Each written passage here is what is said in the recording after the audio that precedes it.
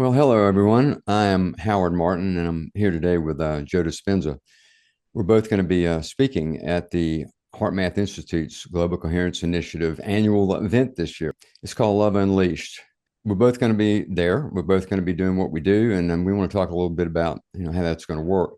But before we do, I was thinking, Joe, the other day, I was thinking, how long have we known each other? And I realized it was back when What the Bleep started. So I actually Googled What the Bleep. And when did that movie come out? It was 2004 Yeah.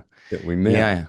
I met you and Debbie at in Santa Monica at the first Bleep conference right after That's right. the film ran its course and we had an instant connection. I remember the moment.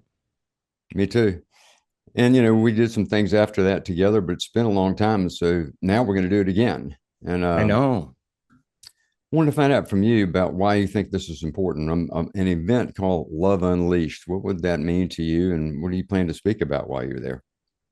Sure. Well, I'll talk about what I'll speak about and then I'll answer the first question. Um, one of the things, Howard, that we run these large scale events. And it is really about this understanding if I change, my life should change. And what does it take to change? Why is it so hard to change? What is change? And I think science is the contemporary language to demystify what it is to transform. Um, we started seeing dramatic outcomes in people's health as a result of their change, and we realized that they were not doing their inner work to heal. They were doing their inner work to change, and when they changed, then they would heal. And so when we started seeing people go into remission from all kinds of different chronic health conditions right before our eyes, like there it is, and now it's gone. Um, we decided that there's something was going on internally. There was some internal experience that a person was having that was literally beginning to change gene expression and change biology. And so, since, for the last 13 years or so, we've been doing a lot of scientific studies, and the perfect environment is when you get thousands of people together that are waking up at the same time, eating relatively the same food, being exposed to the same information on the same sleep cycles. Everything's kind of regulated, and it's a perfect laboratory environment. So we've done thousands of blood draws and to measure metabolites. We've measured gene expression. We've measured the microbiome. We've measured brain coherence, heart coherence.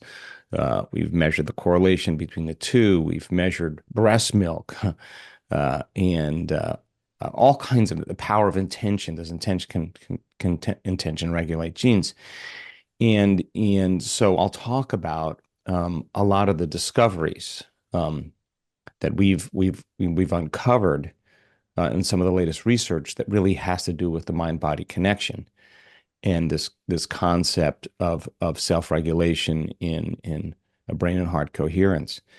And so anytime you get a group of people together that are going to exchange information or be exposed to information, and then there's a willingness in a community setting to do something with it, I think there's an emergent consciousness that occurs when people all behave the same way. And it's intangible. We've talked about this. I've talked about it with you, with Rollin, with Debbie. That emergent consciousness is actually what causes a collective's biology to change together. So it's so important for us to meet and interact with information that is relevant to people's lives. In coming in the spirit of love. As you know better than anybody else, is what causes us to bond. It causes pro-social networks to switch on the brain, and we kind of move closer. We connect a little bit more, and there's a greater appreciation for the moment. So, anytime we come together with the interest in learning and knowledge, and combining it with elevated emotional states, there should always be something miraculous or something unexpected to occur. Well, that's going to be great. I'm looking forward to that myself. You're right, and I think that's why we're doing this live event. Is that we bring people together like this from all over the world and during this several day period of time with various experiences, tools and techniques learned, multiple speakers like yourself, all of that, it's more than just an information exchange. There's an energy that's created that happens within that group context. You're doing a lot in your programs, in your week-long programs, to do measurement on that. And I'm sure you're going to share some of those results, with the audience. But that's the thing, what are we going to create during these days? I'll be hosting the event. I'll be doing some speaking. I'm going to do a thing with Rollin, McCraty on HeartMath basics, tools and techniques. I'm going to be talking about something called the emotion equation. That's what I call it, which means we can talk about love a lot, but we got to look at the emotions that aren't love, and how do we transform those? How do we move those out of the way so the real spirit of love can flow through our system and manifest in our daily lives and the interactions we have with each other and with life itself. So you put all that together, and at the end of this event, I want people to have felt something they've never felt before, and to go away from that event not just with more information, but with an inspiration that they can realize the differences that they can make in their own life and the difference they can make in the world. So to me, that's the spirit of this whole thing, and I think that your talk is going to fit in beautifully with all of that. Well, we know from our data that people change people.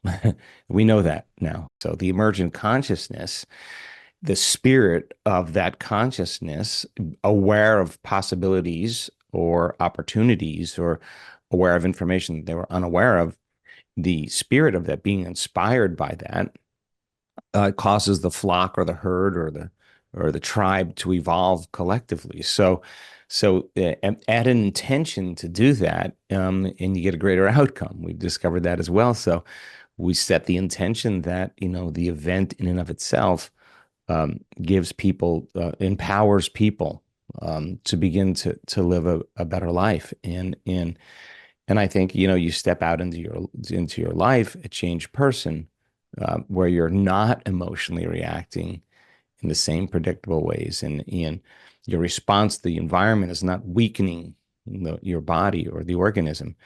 I do think that you'll see dramatic changes, and so that people step into their life, and people want to know what they know, like how come you're different, and I think that's a great conversation to have. So yeah, I hope we succeed. We will. We certainly will succeed. I think that this happens too, and it can happen in a sort of nonlinear way as well. The in-person event that we're doing in Santa Cruz is now sold out, but there's a virtual component to this thing.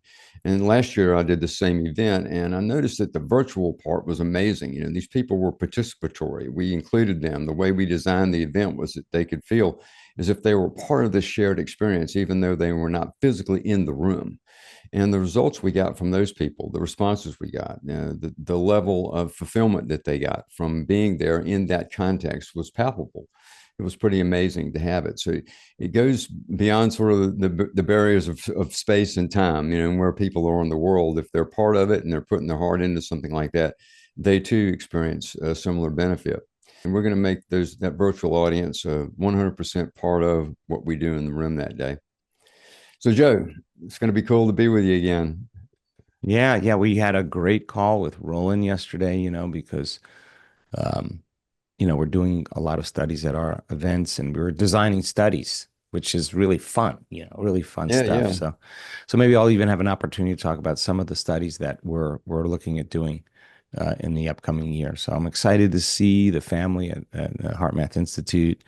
I'm always excited about the opportunity to contribute in some way, or hopefully make a difference in someone's life. And and to be with a community of people they're inspired to do the same. Well, it's much appreciated. So it's going to be really, really wonderful to speak at an event called Love Unleashed. How could we go wrong with that? Exactly. All right, my friend, you be well. I'll see you soon. And Thank you so much. Bye-bye.